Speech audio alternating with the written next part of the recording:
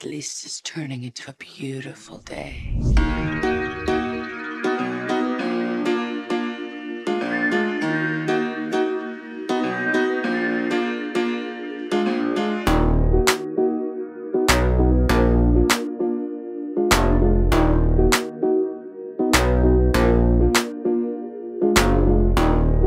Catherine Zeta-Jones is a British actress who has built a brilliant career in Hollywood and starred in almost 50 films. She has an Oscar and Golden Globe nomination to her credit. She was also awarded the Order of the British Empire for her work in cinema from the hands of Charles himself. Our today's video is dedicated to this gorgeous and strong woman.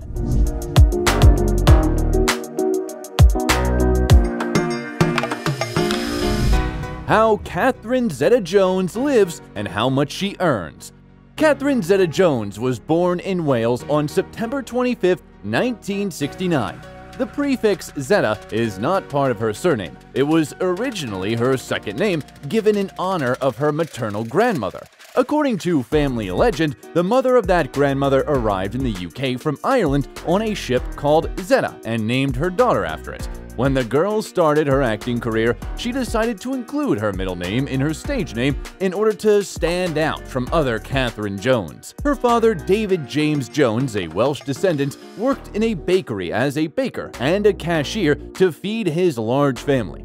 Aside from little Catherine, they had two sons. The family was poor. They lived in a low-income neighborhood in the coastal Welsh town of Swansea. Mother Patricia was a seamstress who helped them make ends meet. This lasted until the 80s when the family suddenly became wealthy. The parents bought a lottery ticket, which brought them £100,000, which allowed them to not only buy their own pastry shop and a decent house in a good area of Swansea, but also to pay for a dance studio for their daughter, which she dreamed of. It should be noted that no one in the family except Catherine was interested in art. At a very young age, she was on the brink of death because of illness. That's why she was raised like a princess, surrounded by attention. By the way, the little scar on her neck was left as a result of the tracheal surgery that saved her life. However, the girl didn't grow up spoiled, striking others with her discipline. At the age of 4, Catherine danced on holidays and sang in the choir at the local church, where everyone who saw her predicted a great acting future for her. From the age of 7, she began to engage in choreography with full dedication, making herself a strict schedule for the whole week. 3 years later, Jones was already shining on the stage of the City Theater, and after another 4 years, she managed to pass the casting for the production of The Pajama Game. This was her first serious role. After the tour was over, the young actress left school without obtaining O-levels and went to London. There, she stormed all kinds of castings, not missing a single opportunity to make it to the big screen. During this period, she had a passionate relationship with the famous TV presenter John Leslie. Catherine was so carried away by the charming Scotsman that she planned to spend her whole life with him. Alas, his personality turned out to be too difficult. The future star suffered from fits of jealousy from her partner, which eventually led to a breakup. As for her acting, at first Catherine's catch was small. She was chosen only as the second understudy to the lead actress of the musical 42nd Street. The year 1990 was more successful for her as she was cast for the role of Scheherazade in the film 1001 Nights. The young, talented beauty was immediately noticed, and a year later, she got a role in the series The Darling Buds of May. Critics and British viewers were delighted, and very soon, Catherine headed off to conquer Hollywood. She immediately had a chance to play in the episode of George Lucas's television series, The Young Indiana Jones Chronicles, which boosted her career in Hollywood. Legend has it that her role of dancer Maya impressed Steven Spielberg so much that he advised to invite her to the role of Zorro's beloved. According to another story, Spielberg noticed the actress while watching the miniseries Titanic, which was released in 1996. In the meantime, Catherine starred in a number of TV movies, including Christopher Columbus, The Discovery, Splitting Heirs, The Return of the Native, and Catherine the Great, as well as the miniseries The Cinder Path. They were followed by the comedy drama Blue Juice and the superhero movie The Phantom, though they were not very popular with the audience. During the same period, the actress was offered to play the role of Trinity in the cult classic movie The Matrix, but she refused. In the mid-90s, the girl was in a relationship with the Scottish actor Angus MacFadyen. They were even engaged, but they broke up before the wedding. In 1998, the fast-paced action film The Mask of Zorro stormed onto the screens. The shooting was also extremely intense and was accompanied by a lot of curious details and events. The role of Elena could go to Penelope Cruz, Swedish actress Isabella Scorupco, or passionate singer Shakira. But it was Catherine who got lucky. In order to fit into the role perfectly, the actress, as she usually does, eagerly began to learn disciplines useful for the filming: horse riding, fencing, dancing, Spanish. She was particularly successful in learning the latter. So much so that people who didn't know her biography could swear that she was a real Spaniard. The film was a resounding success, earning $250 million at the box office with a budget of $95 million, and also scored 2 Oscar and Golden Globe nominations. Would you care to try something more robust, or do you feel unequal to the task? No, on the contrary, Don Alejandro. I think only of your distaste for perspiration. In the same year, another small event happened that affected the rest of Zeta-Jones' life. The actress made an unforgettable impression on the Hollywood titan Michael Douglas, so much so that he immediately wanted her to become the mother of his children. So, as soon as he could, he started looking for a way to meet her. The first conversation happened during a festival in France and did not impress the actress. The experienced seducer Douglas played his trump cards right away, dumping his plans on her, but Catherine just laughed it off. But the actor had no plans to give up. He showered the girl with gifts, flowers, and she didn't even notice how she began to talk to him for hours on the phone and also to dream of watching movies with him and cooking delicious dinners. From that moment on, persistent courtship turned into a traditional relationship. In 1999, Catherine was featured in the films The Haunting and Entrapment. The latter is called one of the best crime films. It made a real splash in the industry. The main male role of an imposing thief was played by Sean Connery. Zeta-Jones kept up with her legendary partner and gave her best on the set. So, she performed a dangerous stunt jumping from a ceiling beam onto a table while doing a backflip. The film earned $212 million at the box office with a relatively small budget and was very popular with the audience. Fans especially note the scene of Catherine passing through a grid of laser beams in which she shows the wonders of plasticity and grace. Also noteworthy are the shots when Connery's character comes to interrogate Catherine. She was lying under just a white sheet, and at this moment she is actually completely naked. I called you at 4:30 this morning. I was home in bed. You didn't pick up. I didn't want to pick up. You had company. He came in the window. How romantic. I think that's how he got in. The year 2000 was marked by a landmark event for Catherine and Michael, who learned that they would become parents. On New Year's Eve 2000, he proposed to his beloved and presented an antique ring worth $1 million. However, the purest 10-carat diamond and Michael's passionate desire to marry his beloved as soon as possible were somewhat overshadowed by the fact that the actor was still legally married. To solve this problem, the groom needed to give his ex a huge payoff of $45 million, and according to other sources, $60 million. In August, the Douglas couple had a son, whom they named Dylan. And in November of the same year, they had a luxurious wedding worth $1.5 million. The celebration took place at the famous Plaza Hotel in New York, and the bride's dress alone cost $250,000. The star's guests, including Tom Hanks, Brad Pitt, Sharon Stone, Steven Spielberg, Jennifer Aniston, had fun and congratulated the newlyweds. Since Catherine and Michael understood the absurdity of trying to hide from the press on such a day, they pulled a trick and sold the rights to cover the event to the British magazine OK. The journalists were very interested in the couple, largely because of the large age difference. A fun fact is that the couple were born on the same day with a difference of 25 years. Few people believe that something could come out of this relationship, but as life has shown, the marriage of two stars turned out to be extremely strong, although they had to go through a lot.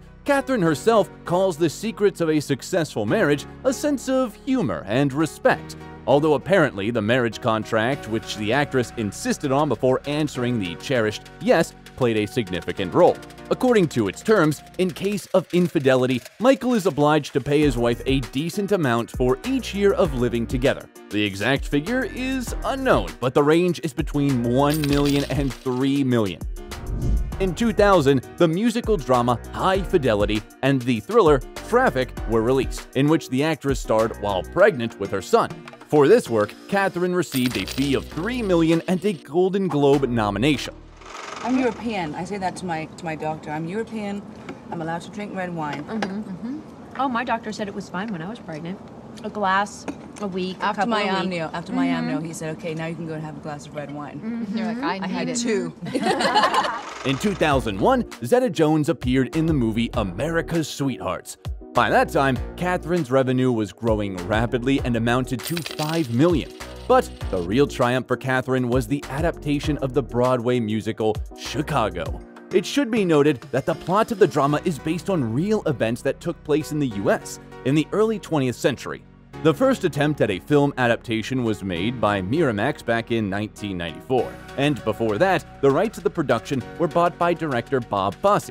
According to his idea, the main roles were to be played by Liza Minnelli, Goldie Hawn, and Frank Sinatra, but due to the death of Fosse, the project was abandoned. The director of the 2002 film, Rob Marshall, considered Charlize Theron, Madonna, Angelina Jolie, and Britney Spears for the leading female roles. And that's not the whole list. When it came to Zeta-Jones, she was immediately offered the role of Roxy Hart, but the actress wanted to play Velma Kelly. She liked the song All That Jazz so much that she was happy to sacrifice both the main role and her gorgeous curls, which she cut to a neat bob with perfectly straight bangs. She did it on purpose so that the long hair falling over her face would not allow the audience to doubt that she performs all the dance routines in the film on her own. Then, by the way, the actress said that working in a musical was almost as painful and exciting at the same time as having a baby. No. I danced in the chorus. Oh. Well, that was before I met my husband, Amos. Look, honey, you want some advice? Here it is, direct from me to you. Keep your paws off my underwear, okay? Her Velma Kelly was loved not only by ordinary viewers, but also by professionals. For the role, the actress received a fee of $8 million, a nomination for a Golden Globe Award, and was also awarded an Oscar.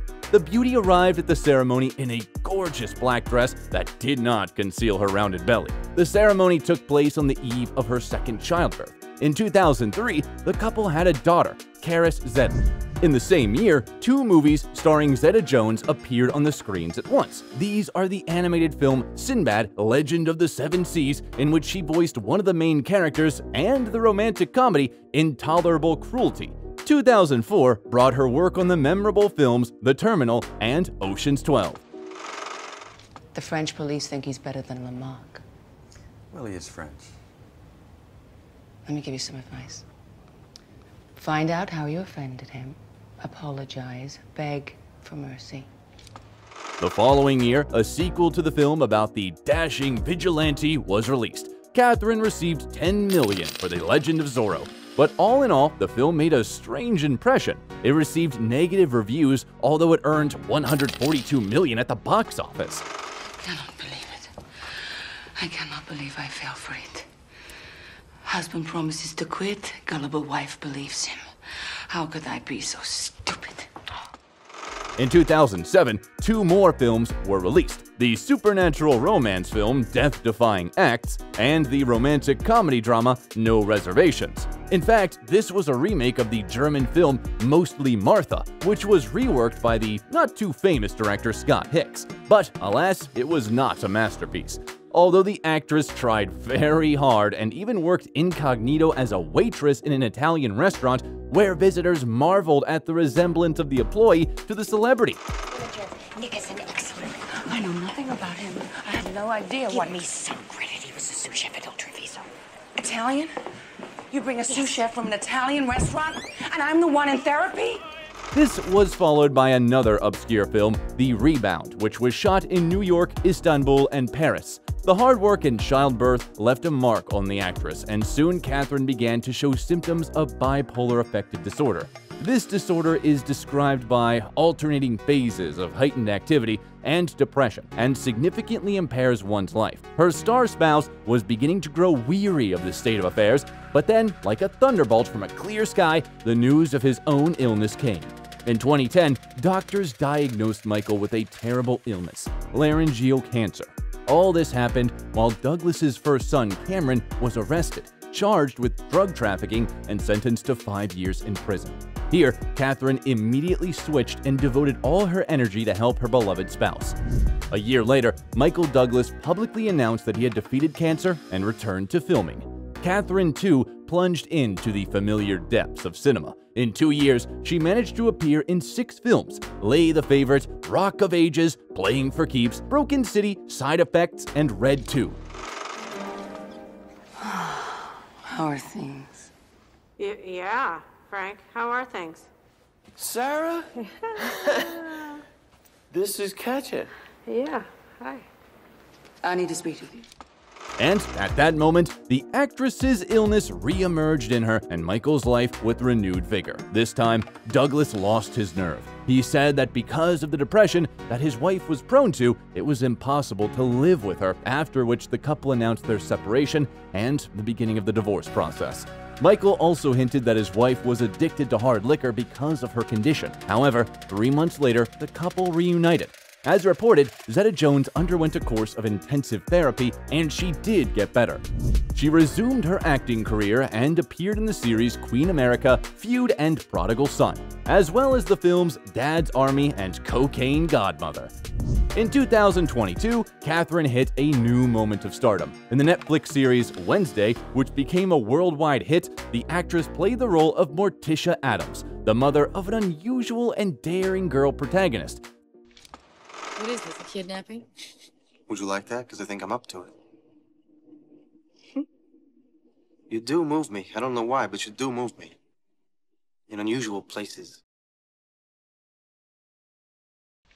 Fans and critics who initially doubted this casting decision in the end agree that the actress's performance is worthy of praise. The duet of Catherine and the Puerto Rican actor Luis Guzman, who played her husband in the series, was particularly delightful. Despite a significant break in work and the troubles, Catherine has remained in good shape. Now, viewers can see her in the Disney series National Treasure: Edge of History. It should be noted that the performance of the actress has always been generously paid.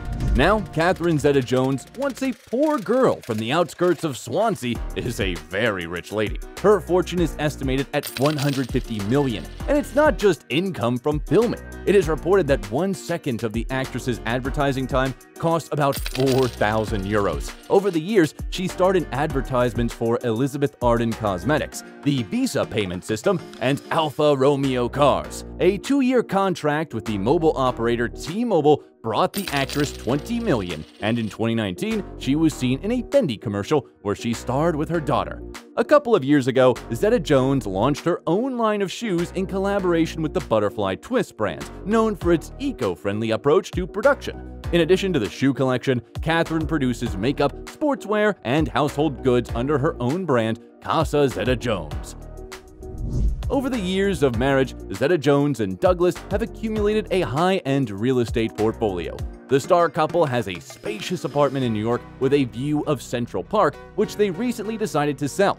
At first, the price was set at $21.5 million, but at the beginning of 2022, the couple decided to lower it to $19.5 million. Potential buyers will get a luxury penthouse with 4 bedrooms, a spacious living room, and a dressing room made in classic style. Apparently, in 2019, the family was going to rotate the property. They sold 12 acres of land in Westchester County, New York, which they bought in 2015 for $11 million, and managed to double the price. In the same year, they purchased a house in the same state worth $4.5 million.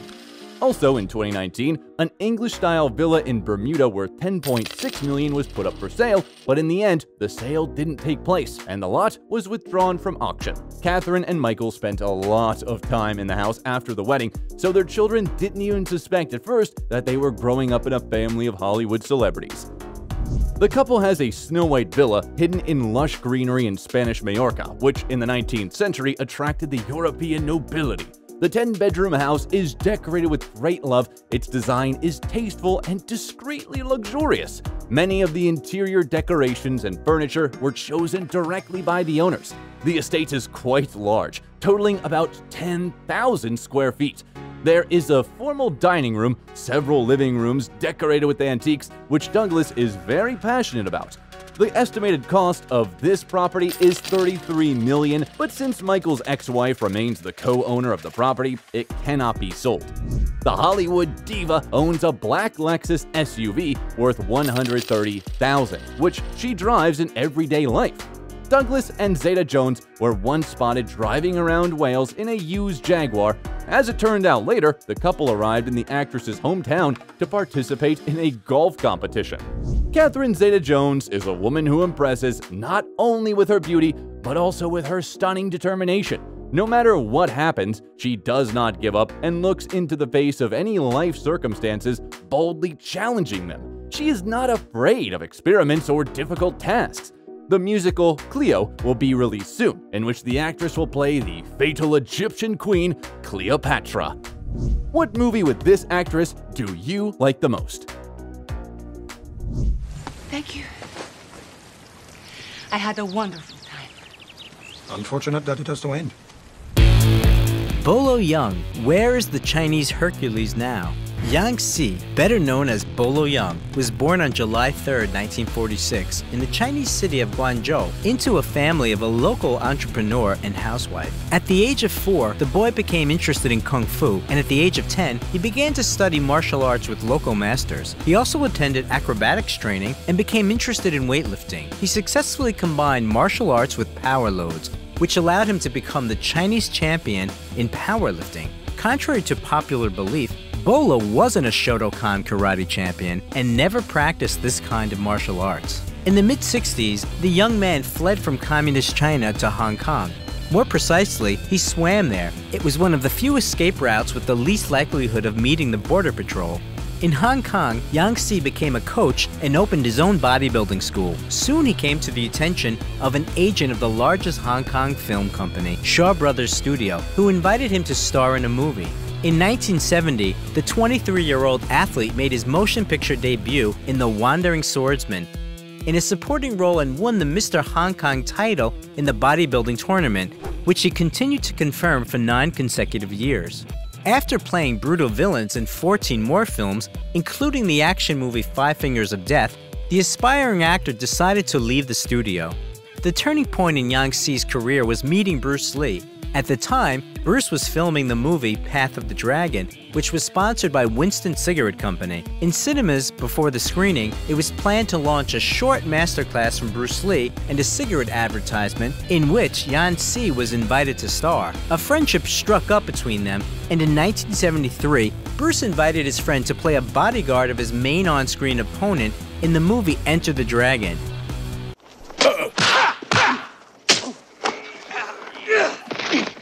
It was in this film that Yang Si played a character named Bolo, which he later chose for his stage name. In this movie, Bolo Yeung didn't fight Bruce Lee. He promised to put up a fight in the next film, which was to be Game of Death, but Bruce Lee died 6 days before the premiere of Enter the Dragon. The release of the action movie Chinese Hercules followed. Well, in that case, what do we do with him? We kill him. And dump him. Even though Bolo didn't play the main role in it, the nickname Chinese Hercules got firmly entrenched for him, like another nickname, the Beast from the East. Working with the legendary Bruce Lee made it easier for Bolo to get roles in movies, but his friend's death had closed his way to American cinema for many years.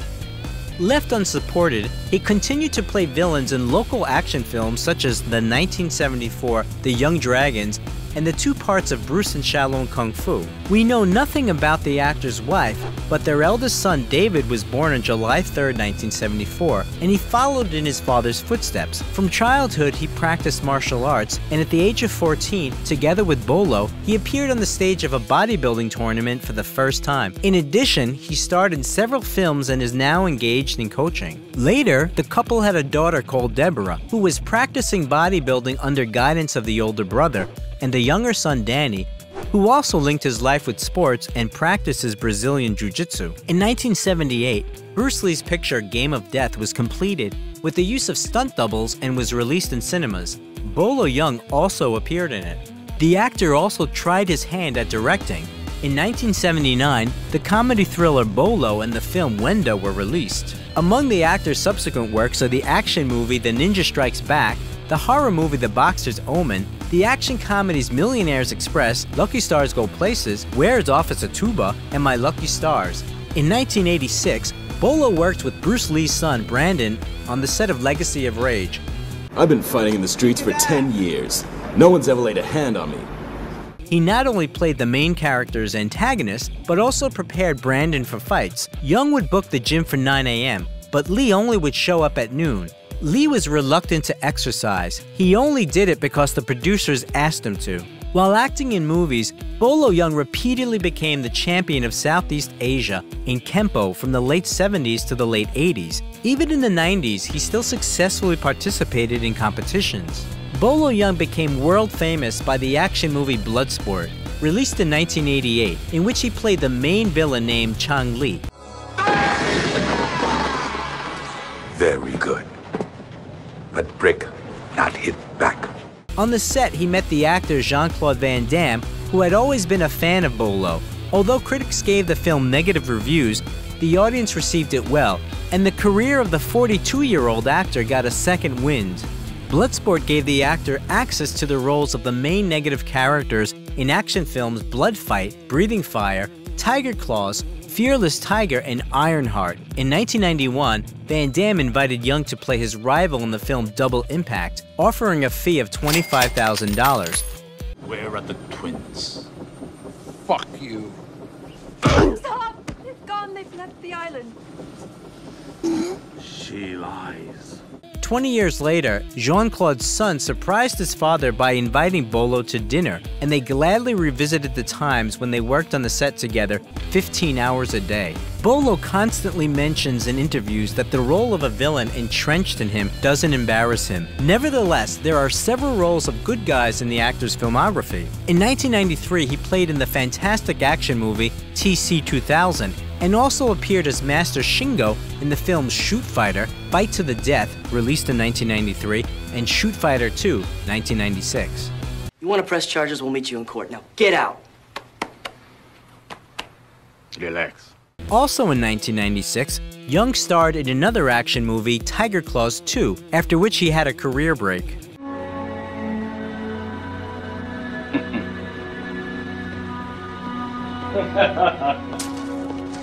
In 2006, Yahoo conducted a survey asking users who is the best actor in kung fu films, and Bolo took second place right after Bruce Lee. In 2007, he was invited to star in The Ultimate Fighter, co-produced by the United States and Kazakhstan. Due to legal issues, the film never made it to the cinemas. It was limited to screenings at several festivals until it went online more than 4 years later. In 2008, Bolo officially announced that he was leaving his work in the cinema, but after that, he nevertheless starred in 2 more films made in Kazakhstan. In 2011, Bolo Yeung came to Russia at the invitation of a fitness club. He had visited Moscow earlier in the 90s and announced work on a joint picture, but the project was never implemented.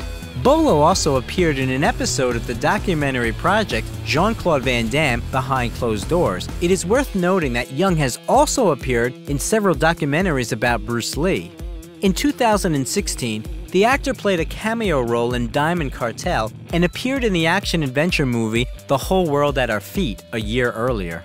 Bolo is currently the chairman of the Hong Kong Gym Business Association and the team manager of the Tapai International Bodybuilder Squad. He also conducts master classes, celebrity stakeouts, and autograph sessions. He begins every morning with a 2-hour workout, doesn't smoke or drink alcohol. The fortune of 74-year-old Bolo Yeung is estimated at $1.5 million and mainly accounts for real estate. Since 2018, the actor has been living in Monterey Park, California, in a 2-story house with 5 bedrooms and 4 bathrooms.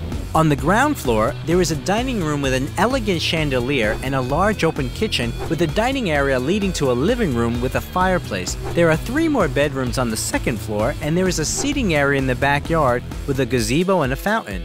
The garage has space for 4 cars, but only one of Bolo's cars is known to the public. It's the $49,000 Audi A3 convertible. Amiable in common life, Bolo Yeung always knew how to bring the feeling of a real threat on the other side of the screen. He tried to make people see martial arts as something more than just a circus, and once said that a real professional should make one move, which will be watched breathlessly. What is your favorite movie with Bolo Yeung? If you like the video, leave a like and also subscribe to the channel so as not to miss anything interesting.